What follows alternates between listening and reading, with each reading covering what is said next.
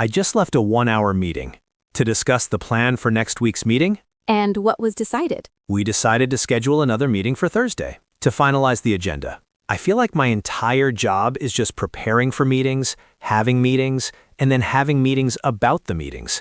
How do you stop this cycle? Most people think the problem is the meeting itself. They think the meeting is too long or has the wrong people. Yes, exactly. All of the above. That sounds logical, but the real problem isn't the meeting. The problem is that we see a meeting as a place to have a conversation. Wait, what else is it? A meeting is a conversation. It's a group of people talking about work. And that's the mistake.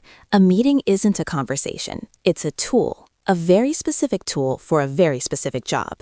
And if you use it for the wrong job, it just creates more work. Okay, a tool for what job? For making a decision that cannot be made any other way. That's it. But we have to discuss things. We need to share updates, brainstorm ideas. And 90% of that can happen outside a meeting, in an email, in a document, in a quick chat.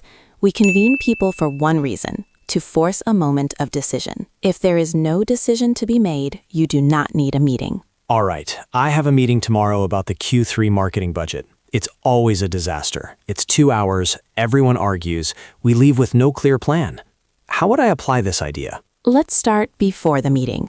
What is the goal of your preparation? To create a good agenda. I list the topics, review last quarter's spending, discuss new proposals, allocate funds. And this is what most people do. They prepare a list of things to talk about. It feels productive. It gives the meeting a structure. Right. But an agenda of topics is an invitation to have an interesting conversation. It's not a tool for making a decision. That's why your meetings go on for 2 hours.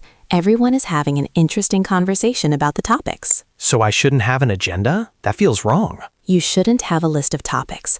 Instead, your entire preparation should focus on writing one single sentence. One sentence? Yes, the decision sentence.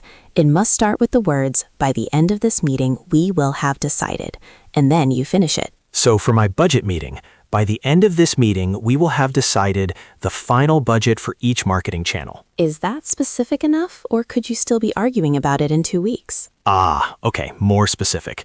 By the end of this meeting, we will have decided the exact dollar amount for our top 3 channels: social media ads, content marketing, and partner events. Now what do you feel? It's focused.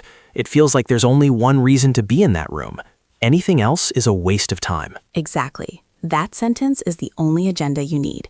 It is the prerequisite for the entire meeting. If you cannot write that sentence, you must cancel the meeting. Cancel the meeting? I can't just do that. If you don't know the precise decision you need to make, then you are not ready to convene a group of expensive, busy people. You are asking them to do your thinking for you. The hard work of defining the problem and the options must happen before the meeting. The meeting is just the final 10% of the work. Okay, I have my decision sentence. We're all in the room. But how do I keep the conversation on track? The finance director always starts talking about sales forecasts. The head of content wants to show her creative ideas. What is your job as the meeting leader? To run the meeting, to manage the discussion, to make sure everyone gets a chance to speak. That belief feels right and inclusive, but it's why meetings fail. The leader's job is not to manage the conversation. The leader's job is to protect the decision. Protect the decision? What does that mean? Think of yourself not as a discussion leader, but as a facilitator. Your only goal is to make it as easy as possible for the group to arrive at the decision you defined in your sentence. That's your entire function. So when the finance director starts talking about sales forecasts, you intervene, gently but clearly. You might say, "That's a very important point for our next forecasting session. For this meeting, we need to focus on locking the Q3 budget. Based on the current forecast, do you approve of this allocation?" I'm guiding them back to the decision. You are protecting the decision from any conversation that will deviate from the goal. It's not rude, it's respectful of everyone's time. When someone goes off topic, they are stealing time and energy from the group. Your job is to stop the theft. It feels very controlling. Is it more controlling than letting a 2-hour meeting end with no result, forcing everyone to meet again? The structure you create actually provides freedom. Freedom from wasted time, freedom from ambiguity. It allows people to contribute purposefully and then get back to their real work. This makes a lot of sense, Sarah. But I have to ask, if this is so simple, why do so many smart, successful companies have such a terrible meeting culture? It feels like this approach is missing something. Maybe the human element? Meetings are also for connection, for brainstorming. This feels very robotic. That is the most important question, and you are right to be skeptical.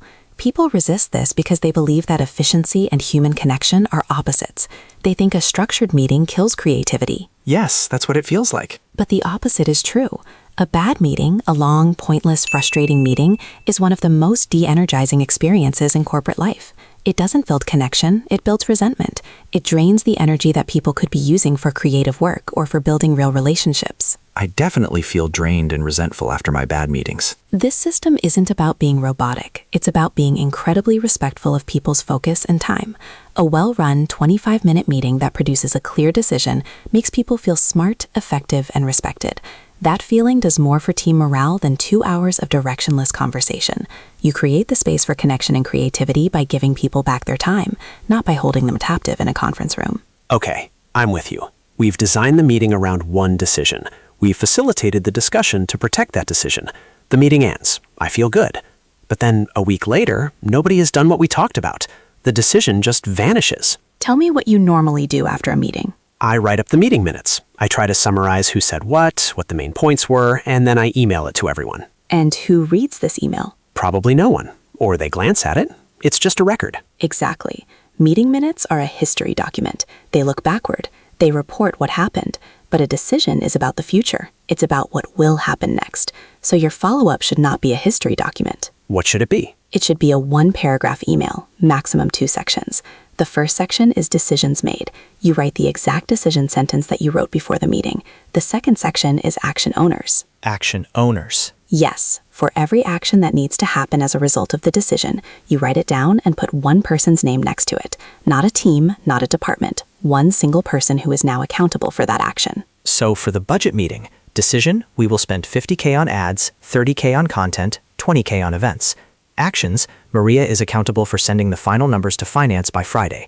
James is accountable for contacting the event vendor by Wednesday. Precisely. The email is not a summary. It is an activation plan. It is clear, it is brief, and it makes responsibility impossible to ignore. There is nowhere to hide. And that's it? No long summary? No one needs the summary. They were there. What they need is absolute clarity on what was decided and who is responsible for what happens next. So the whole thing is actually one connected system. The before, during, and after are not separate ideas. Explain that. The decision sentence you write before the meeting, that's the prerequisite. Without it, nothing else matters. You shouldn't even convene the meeting. Correct. Then, during the meeting, my job is to facilitate progress towards that single decision. It's to stop any conversation that begins to deviate from that goal. I'm not the boss of the conversation. I'm the guardian of the outcome. A perfect way to put it. And the follow-up email isn't about what we said. It's about making sure someone is accountable for every piece of the decision we just made. It's a chain. It starts with a question, and it has to end with a person's name. And what happens if any link in that chain is broken? The meeting becomes a waste of time. It doesn't matter how well I facilitate if the initial decision wasn't clear. It doesn't matter if we make a great decision if no one is accountable for the action. It's all or nothing. It's a single flow, from question to decision to action. The meeting is just a small bridge in the middle. I have that meeting tomorrow about the Q3 budget. What are you thinking now? I'm not thinking about the agenda anymore. I'm not thinking about who to invite yet. I'm sitting here and I'm trying to write one sentence. By the end of this meeting, we will have decided. And? It's harder than I thought, which probably means the meeting wasn't ready to happen. Maybe the first step isn't to call a meeting at all. Maybe it's just to figure out what the decision is supposed to be.